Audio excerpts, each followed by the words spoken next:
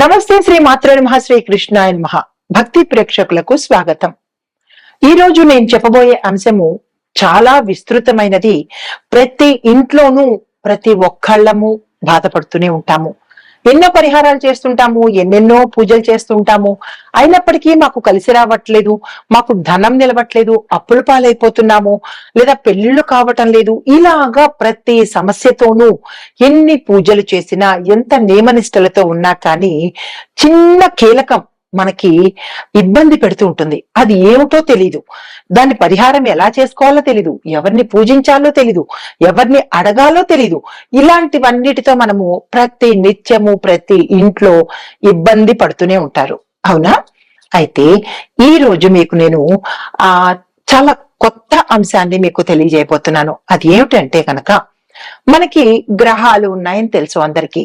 దాంతో పాటు ప్రతి రాశికి కూడా మిత్ర గ్రహాలు, సమగ్రహాలు అంటే సమమైన ఫలితాలు ఇచ్చే గ్రహాలు, శత్రుగ్రహాలు కూడా ఉంటూ ఉంటాయి.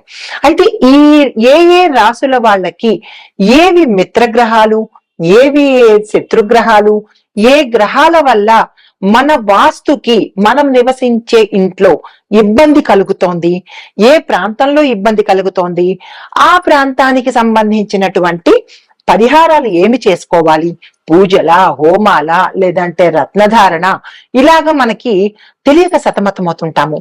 కాబట్టి ఈ రోజుతో మీకు అటువంటి సమస్య నేను ఇవ్వటం లేదు. చాలా వివరంగా ఒక్కొక్క రాశికి సమగ్రహాలు ఏంటి, లేదా అవి ఇచ్చే ఫలితాలు, శత్రుగ్రహాలు ఏంటి, అవి ఇచ్చే ఫలితాలు, మిత్రగ్రహాలు ఏమిటి, అవి ఇచ్చే ఫలితాలు, ప్రతి ఒక్కటి నేను మీకు సవివరంగా తెలియచేస్తాను. కానీ మీరు చేయవలసింది ఏంటి తెలుసా? స్కిప్ చెయ్యకుండా ప్రతిదీ వివరంగా తెలుసుకోండి. తదుపరి రాశి వృశ్చిక రాశి. ఈ రాశి వారికి అధిపతి కుజుడు. మరి ఈ కేతు సహప్రభావం కలిగిన రాశిగా కూడా జ్యోతిష శాస్త్రం మనకి పరిగణలోకి తీసుకుంటోంది. అయితే కేతు కూడా కలిసి ఉండడం వల్ల కొంత ఎక్కువగా ఇంపాక్ట్ కలిగే అవకాశం, అంటే ప్రభావం ఎక్కువగా చూపించే అవకాశం ఉంటుంది.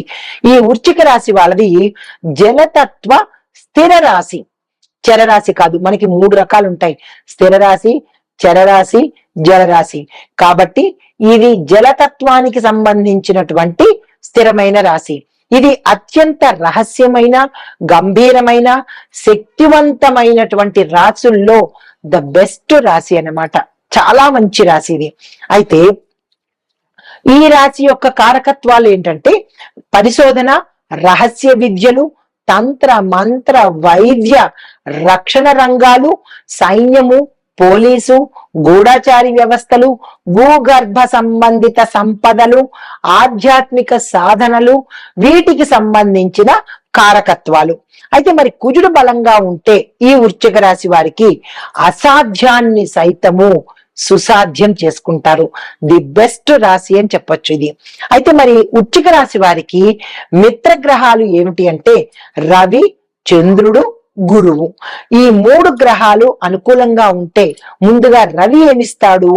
అధికార యోగం ఇస్తాడు, ప్రభుత్వ అనుగ్రహం ఇస్తాడు. దీంతో పాటు నాయకత్వ లక్షణాలు, కీర్తి ప్రతిష్టలు, వీళ్ళు ఎక్కడికి వెళ్ళినా ఎక్స్ట్రాడినరీగా, ఐకానిక్ గా ఉంటారనమాట. మరి చంద్రుడు అనుకూలంగా ఉంటే ఏం చేస్తాడు? కుటుంబ సుఖము, మానసిక ప్రశాంతత, ప్రజాదరణ కలిగిస్తాడు. మరి గురువు అనుకూలంగా ఉంటే 3 మంచి రాశులు అనమాట, మంచి గ్రహాలు. గురువు అనుకూలంగా ఉంటే ధనము, ధనాభివృద్ధి, ఆకస్మిక ధనము, సంతాన యోగము, విద్య, దైవానుగ్రహము, ఇవి పెరిగేందుకు అవకాశాలు ఉంటాయి. మరి సమగ్రహాలు ఏంటి అంటే మిశ్రమ ఫలితాలు ఇచ్చేవి శని భగవానుడు, శుక్రుడు. మరి వీళ్ళు జాతక స్థితిని బట్టి, అంటే ఈ 2 గ్రహాలు మీ జాతకంలో ఏ స్థానంలో ఉన్నాయో చూసి ఆ స్థానానికి సంబంధించిన ఫలితాలను మనం గణన చేసుకోవచ్చు. అయితే వృశ్చిక రాశి వారికి శత్రుగ్రహాలు కూడా ఉన్నాయి. అవి ఏంటంటే బుధ గ్రహము అత్యంత శత్రుగ్రహం అన్నమాట. ఈ కుజుడు చర్యను సూచిస్తాడు, అంటే యాక్షన్ అన్నమాట, దాన్ని సూచిస్తాడు. బుధుడు ఏం చేస్తాడు? లెక్కలు, తర్కాలు, ఇద్దరు క్వైట్ ఆపోజిట్ అన్నమాట. వీటిల్లో ఇబ్బంది కలిగించేటట్టుగా చేస్తాడు. రెండు భిన్నమైనటువంటి కుజుడు బుధుడు ఇద్దరు రెండు విభిన్నమైనటువంటివి అన్నమాట. అయితే మరి బుధుడికి సంబంధించిన లోహాలు ఏమిటి అంటే కంచు, ఇత్తడి. ఈ రెండు లోహాలు ఈ రాశిలో ఉండేవాళ్ళు కాస్త దూరంగా పెట్టే ప్రయత్నం చేసుకోండి. మరి బుధ దోషం ఉన్నప్పుడు మీ ఇంట్లో వాస్తు ప్రభావం ఎలా ఉంటుందంటే ఉత్తర దిశకు మీకు దోషం ఎక్కువగా ఉండే అవకాశము, పగిలిపోయిన ఎలక్ట్రానిక్ వస్తువులు కానీ గాజు సంబంధిత వస్తువులు కానీ వెంటనే తీసి పడేసే ప్రయత్నం చేసుకోండి. చెత్త కాగితాలు, పనికిరాని కాగితాలన్నీ పనికొస్తాయిలే, ఉంచుదాంలే, తర్వాత చూద్దాంలే అంటూ వాటిని పోగేసుకుని బీరువాల్లో కానీ లేదా కబోర్డ్స్ లో కానీ పెట్టకండి. ఏది పనికిరాదు అప్పటికప్పుడు చింపేసి పారేసే ప్రయత్నం చేసుకోండి. తర్వాత పాడైపోయినటువంటి కమ్యూనికేషన్ పరికరాలు అంటే ఇయర్ బడ్స్ కానీ లేదంటే ఉంటాయి కదా ఎలక్ట్రానిక్ ఐటమ్స్, వాడనివి, పగిలిపోయినవి లేదా మీకు అవసరం లేనివి తీసి అవతల పారేసే ప్రయత్నం చేసుకోండి. ఇవి ఉంచుకోవడం వల్ల తర్వాత పనికొస్తాయి, బాగు చేయించుకుందాము అని ఉంచుకుంటే కనుక బుధుడు బలంగా ఉండి చెడు దోషాలు ఇచ్చే అవకాశం ఉంది. ఇంటి మీద ఎలాంటి ప్రభావం చూపిస్తుందంటే ధనము నిల్వలేకపోవడము, సంపాదన ఉన్నా కానీ సేవింగ్స్ చేయలేకపోవడము, అంటే దాచుకోలేని పరిస్థితి ఏర్పడుతుంది. వ్యాపారంలో మోసాలు రావడము, భాగస్వామ్యులు మిమ్మల్ని మోసం చేసే అవకాశాలు ఎక్కువ కనబడతాయి. మరి కుటుంబ పరంగా ఎలా ఉండబోతోంది అంటే చిన్న చిన్న విషయాలు కూడా పెద్దగా గొడవ అవ్వడము, అది దూరంగా వెళ్ళిపోయే పరిస్థితులు ఏర్పడతాయి. చాలా ఇబ్బందికరమైన వాతావరణం ఏర్పడుతుంది. మరి పిల్లల విషయంలో ఎలా ఉంటుందంటే వారి చదువులో కానీ వారి ఉన్నతిలో కానీ ఆటంకాలు ఏర్పడే అవకాశం కనబడుతుంది. మరి బుధ దోషం వల్ల వచ్చే కష్టాలు ఏమిటి అంటే ఆరోగ్యం మీద విపరీతమైన ఇంపాక్ట్ కనబడుతుంది. ఎలా అంటే నరాల బలహీనత, తర్వాత చర్మ సంబంధిత సమస్యలు రావడము, దీంతో పాటు అసలైన ప్రధానమైనది జ్ఞాపక శక్తి లోపించడము, మతిమరుపు, ఇలాంటివి మెదడుకు సంబంధించిన ఇబ్బందులు కానీ ఆపరేషన్స్ కానీ జరిగే అవకాశాలు ఎక్కువ ఉంటాయి. మరి ఉద్యోగ పరంగా ఎలా ఉంటుందంటే మీరు సబ్మిట్ చేసే ఫైల్స్ కానీ లేదా మీరు రాసే ఫైల్స్ కానీ తప్పుడు సమాచారం పొందపరచబడి ఉంటుంది. దీంతో పాటు ప్రమోషన్స్ ఆగిపోవడం కానీ లేదా ప్రమోషన్స్ లేట్ అవ్వడం కానీ జరిగే అవకాశాలు ఎక్కువ ఉంటాయి. మరి వ్యాపార పరంగా ఎలాంటి ఇంపాక్ట్ చూపిస్తుందంటే ఒప్పందాలు ఫెయిల్ అవుతాయి. భాగస్వామ్య పార్ట్నర్షిప్ ఒప్పందాలు కానీ టెండర్స్ వేయడం కానీ ఇలాంటివన్నీ ఫెయిల్ అయ్యే అవకాశము, అంటే కాకుండా వివాదాల్లోకి వెళ్లే అవకాశం కనబడుతుంది. తప్పుడు లెక్కలు చూపించడం జరుగుతుంది అనమాట.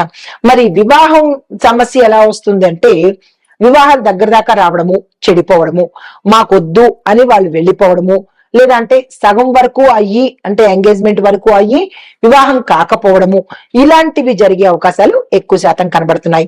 మరి పరిహారం ఏం చేసుకోవాలి అంటే కనుక బుధుడికి అత్యంత ఇష్టమైనవి ఆకుపచ్చ వస్త్రాలు, ఆకుపచ్చ సంబంధించినటువంటి పచ్చని పెసర్లు, ఇవి దానంగా ఇచ్చుకుని గణపతిని ఎక్కువగా ఆరాధిస్తే బుధ గ్రహం తాలూకా ఫలితాలు, మంచి ఫలితాలు పొందే అవకాశం ఉంది. అయితే బుధ మంత్రము ఓం బ్రాం బ్రీ బ్రౌ సహ బుధాయ నమః. ఈ మంత్రాన్ని 108 సార్లు 21 లేదా 40 రోజుల కాల వ్యవధిలో ముగించుకునే ప్రయత్నం చేయాలి. మరి కుజబలం పెరగాలి అంటే ఏం చేయాలి అంటే ప్రతి మంగళవారము కందులు దానంగా ఇవ్వండి, సుబ్రహ్మణ్యేశ్వర స్వామి ఆలయ దర్శనం చేసుకోండి, హనుమంతుణ్ణి ఎక్కువగా పూజించే ప్రయత్నం చేసుకోండి. మరి భూమాతకు ప్రతి రోజు లేచిన వెంటనే ఫస్ట్ ప్రప్రథమంగా మనకి కనబడేది భూమాత తల్లి. లేస్తూనే ఆ తల్లికి నమస్కారం చేసుకుని కాలు కింద పెట్టే ప్రయత్నం చేయండి. కుజ మంత్రము ఓం క్రాం క్లీం క్రౌం సహ భౌమాయ నమః. ఈ మంత్రాన్ని 108 సార్లు 45 రోజుల వ్యవధిలో, అంటే మీ జాతకంలో ఏ గ్రహము బలహీనంగా ఉందో చెక్ చేసుకుని దానికి సంబంధించిన, ఇది గోచార రీత్యా కాబట్టి మీ రాశిలో ఏదైతే తక్కువ ఉందో, బలం తక్కువ ఉందో దాన్ని ఈ మంత్రం చదివి ఉపయోగించుకునే ప్రయత్నం చేయండి. జప సంఖ్య 108 రోజులు, చదవవలసిన వ్యవధి 45 రోజులు. వృశ్చిక రాశి వాళ్ళకి ఇంకా శత్రుగ్రహాలు ఏమిటి అంటే కనుక బుధుడు దోషమైతే శత్రువుల రూపంలో అంటే స్నేహితుల రూపంలో మీకు శత్రువులు ఏర్పడము, పత్రాలు అంటే మీ డాక్యుమెంట్స్ ఏవైనా ఉంటే అవి పోవడం కానీ, కాలిపోవడం కానీ, లేదా అంటే అందులో తప్పులు ఉండడం కానీ జరిగే అవకాశాలు ఉన్నాయి. సోషల్ మీడియాలో మీరు వివాదాస్పదంగా ప్రొజెక్ట్ అవ్వడము అంటే ఎక్కువగా వార్తల్లోకి రావడము, చెడు ప్రచారాలు జరగడము, ఇలాంటివి జరిగే అవకాశాలు, లేని నిందలు పడే అవకాశం కనబడుతుంది. కోర్టు వ్యవహారాలు అనవసరంగా కోర్టు వ్యవహారాల్లో చిక్కుకోవడము, కేసులు మీ మీద పడ్డము, తర్వాత మీరు పెట్టే సంతకాలు అవి ఆటోగ్రాఫ్లు అనుకుని సంతకాలు పెట్టేస్తే దాని వల్ల వచ్చిన నష్టాలు. కాబట్టి వీటి విషయంలో జాగ్రత్తగా ఉండండి. అయితే ప్రత్యేకమైన మరి వాస్తు సూచనలు తెలుసుకోవాలి కదా. ఈ వాస్తు సూచనలు మీ ఇంట్లో ఉత్తర దిశ ఖాళీగా ఉంచాలి, శుభ్రంగా ఉంచాలి. ఇది ప్రథమ సూక్తి. తర్వాత పాత మొబైల్స్, మీకు పనికిరాని మొబైల్స్ ఏదో గుర్తుగా వారి గుర్తు వీళ్ళ గుర్తు అనుకుని గుర్తుగా కూడా మీరు పాత మొబైల్స్ ని ఉంచుకోవద్దు. సైన్స్ పరంగా అది రేడియేషన్ అయినప్పటికీ మనకి జ్యోతిష పరంగా వాస్తు పరంగా చూస్తే అది నెగిటివిటీని ఇచ్చే అవకాశం ఉంది. పాడైపోయిన కంప్యూటర్లు కానీ, లేదా అంటే ప్రింటర్లు కానీ, లేదా అంటే పాడైపోయిన గడియారాలు వాళ్ళ గుర్తు వీళ్ళ గుర్తు అనుకుని దాచుకునే ప్రయత్నం చేయకండి. ఇంట్లో అస్సలు పెట్టుకోకండి. వీలైతే పారేయండి, లేదా ఎవరికైనా ఇచ్చేయండి. ఏది కాదు అంటే కనుక ఎక్కడైనా వదిలేసి వచ్చేయండి. తర్వాత పచ్చని మొక్కలు మీ స్తోమతకి తగ్గట్టు, మీకున్న ప్రాంగణానికి తగ్గట్టు మొక్కలు పెంచుకునే ప్రయత్నం చేసుకోండి. అది కూడా ఉత్తర భాగంలోనే పెంచితే చాలా మంచిది అనమాట. మరి మహాపరిహారం ఏంటంటే ప్రతి మంగళవారము స్కంద షష్ఠి కవచాన్ని మీరు తప్పనిసరిగా ఒక్కసారైనా పఠించే ప్రయత్నం చేయండి. ఇవి ఈ రాశిలో ఉండే వారికి చెప్పదగినటువంటి గోచార రీత్యా మిత్రగ్రహాలు, శత్రుగ్రహాలు, అవి ఇచ్చే ఫలితాలు, వాటికి సంబంధించిన మంత్రాలు, జప సంఖ్య, ఇలాంటి సంపూర్ణ సమాచారం మీకు ఇవ్వడం జరిగింది. స్కిప్ చేయకండి. పాటించుకుంటే మంచి జరిగే అవకాశాలు ఉన్నాయి. నమస్తే.